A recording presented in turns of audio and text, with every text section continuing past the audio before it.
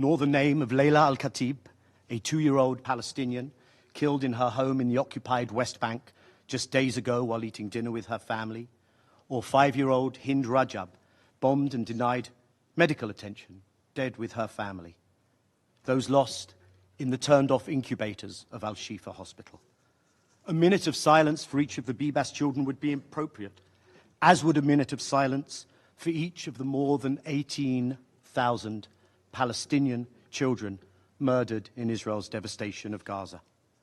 That silence would extend to over 300 hours. When Hamas is culpable, it is held accountable, sanctioned heavily. When an ambassador of a state stands at a UN podium with a little shredding machine and shreds the UN Charter, that's a gimmick. But when a state like Israel conducts itself in ways that render the Charter meaningless and which assault those conventions, including on genocide, rights, norms and laws that this body holds dear, then that is a challenge that cannot be allowed to pass. I now give the floor to Mr. Levy.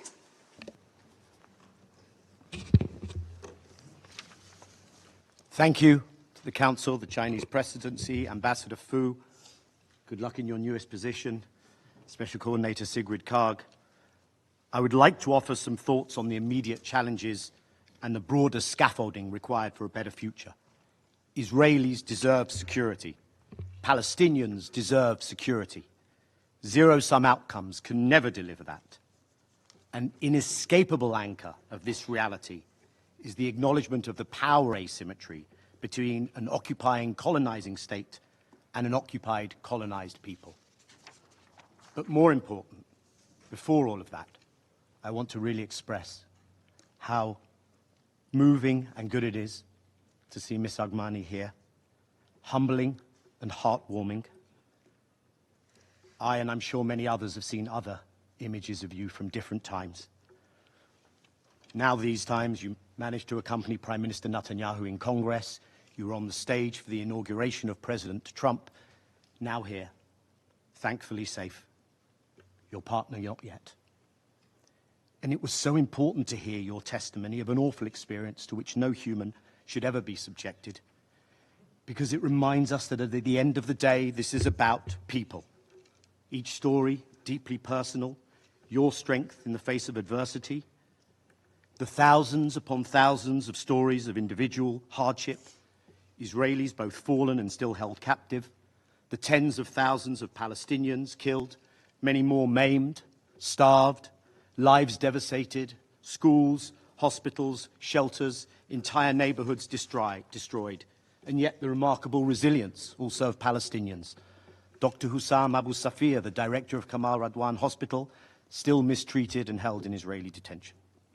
One really must not forget the names of the Bibas children, Ariel and Kafir, the circumstances of their death, nor the name of Layla al-Khatib, a 2-year-old Palestinian killed in her home in the occupied West Bank just days ago while eating dinner with her family, or 5-year-old Hind Rajab, bombed and denied medical attention, dead with her family. Those lost in the turned-off incubators of Al-Shifa Hospital.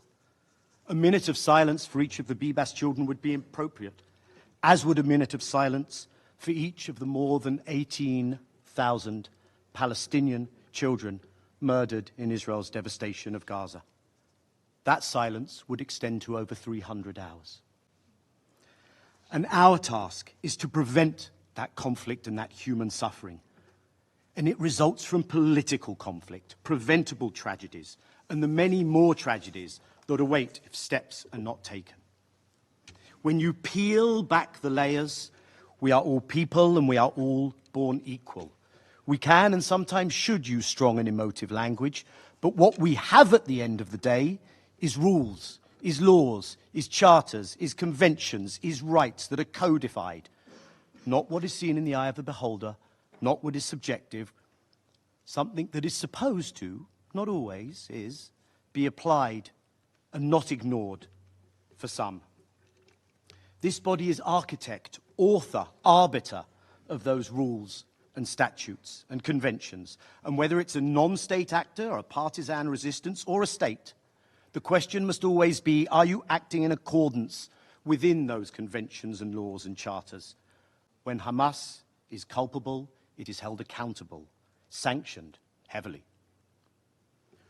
When an ambassador of a state stands at a UN podium with a little shredding machine and shreds the UN Charter, that's a gimmick.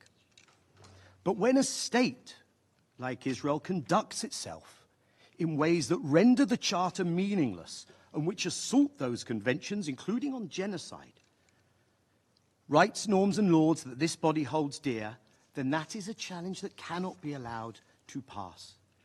It is the kind of affront which decades ago led to apartheid South Africa being suspended from active participation at the UN. The prevention of humanitarian assistance, the targeting of aid workers and even of workers of this institution, all while attacking the bodies that uphold international law, the International Court of Justice, the International Criminal Court, and claiming the moral high ground while making specious accusations that somehow upholding the law is motivated by anti-Semitism. That worries me because it also cheapens what is a very real and dangerous phenomenon of anti-Semitism. As I have suggested before to this chamber, the absence of accountability, absolute impunity, is a guarantor of perpetual conflict. And I would put it to you that ultimately it does the people of Israel no favors either. I want to offer a very brief checklist of what, in an immediate and more medium term, scaffolding could be on which one could construct peace. The first that has been referred to already is the imperative of maintaining and completing this ceasefire, the release of all the Israelis, your partner included, the exchange of prisoners, the full Israeli military withdrawal, the surging of humanitarian assistance, which should never have been prevented. That requires the parties to implement their commitments. It will require the withheld Palestinian prisoner release to be made good on. It requires the role of the guarantors. There is good reason to fear that this could collapse. There is good reason to fear a resumption of those tragedies, and in particular, a possible renewed attempt to permanently depopulate the north of Gaza. A number of the families of those being held still in Israel, those being held in Gaza, the families in Israel, including some who have been released, have taken to the squares and towns of Israel out of fear that the intention of their own government is not to see this through. Two, the premise for a full ceasefire must learn from history and be based on reality. Hamas non-governance in Gaza is achievable. The movement itself has said so. But no party to a conflict will negotiate its own dissolution unless it is destroyed on the battlefield or unless the root causes of the conflict are addressed. Hamas has not been defeated, and there will be resistance as long as there is the structural violence of occupation and apartheid. It is that simple. Three, a familiar pattern of displacing Palestinians from refugee camps, 40,000 so far, of destroying infrastructure, is being enacted now by Israel in the occupied West Bank. And Israeli government ministers are threatening to annex the territory and make life untenable for Palestinians. This after the ICJ designated the entirety of the occupation as illegal. As we enter the month of Ramadan, there are reasons to be concerned that provocations might intensify in Jerusalem and at Al-Aqsa. In an environment in which ethnic cleansing is openly discussed, we should not be surprised if that thought also comes to the West Bank. Four, attempts to terminate the functioning of UNRWA are an integral part of this pattern. This body should be in no doubt that abruptly imploding UNRWA will contribute to greater insecurity and despair, a greater vacuum, and an escalating social and political crisis. One thing it will not do, though, is change the status of the refugees or negate their rights. Five, One of the most dangerous developments this body must be seized of is the lurch towards zero-sum thinking. Maybe it could be called the apartheid is not enough camp, whereby the very continued physical presence of Palestinians is something that part of the Israeli polity cannot abide. The unlawful forced displacement of Palestinians must not be endorsed or encouraged by any state, let alone a P5 state. Nothing can be more dangerous for either peoples than the notion that one people will be removed from the land. We know the circumstances under which many Jews came to this area. We know attempts have been made in the past to remove Palestinians. Neither people will be ethnically cleansed nor submitted to genocidal violence. That both people have a permanent home in this land should be a foundational principle. Point 6, given the above, if a commitment to two states is to be meaningful, then, as you said, the urgency of generating a radically revised incentive structure cannot be exaggerated. I would argue that, quite simply, it will have to be imposed on the occupying power.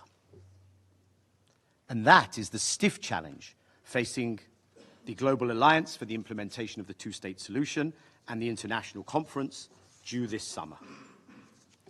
Partition was the solution bequeathed by this body when there were fewer than 60 members of the UN. 33 states voted for partition in 1947. Much of Africa, Asia, the Caribbean remained under Western colonial rule. In the absence of partition, what we have is a single dominion under an apartheid regime, all in a place where Christians, Jews, and Muslims have lived together in the past. How much longer can we ignore that in that single dominion, the legitimate alternative is the full enfranchisement, equal and democratic rights of all of those within that space? Let me close by saying that I think we do see a surrounding region keen to more actively assist in resolving this, not to normalize with occupation, but to integrate under peace and equality. In the global majority South, we have seen new waves of solidarity and something of the spirit of Bandung of 70 years ago. The launching of the Hague Group just 3 weeks ago takes this solidarity to a new level. Those states committed to something that should be so self-evident, to uphold the rulings of the ICC, the ICJ, of this body when it comes to Palestine. And I urge all law-respecting states to consider joining this group.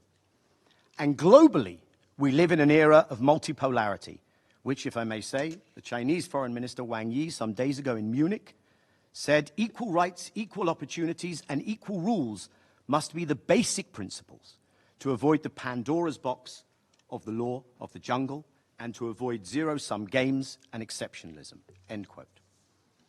Applied to Israelis and Palestinians, it means both peoples are part of the future of this land, not at the expense of each other, but equally deserving the right to live in peace, security, and dignity. Thank you.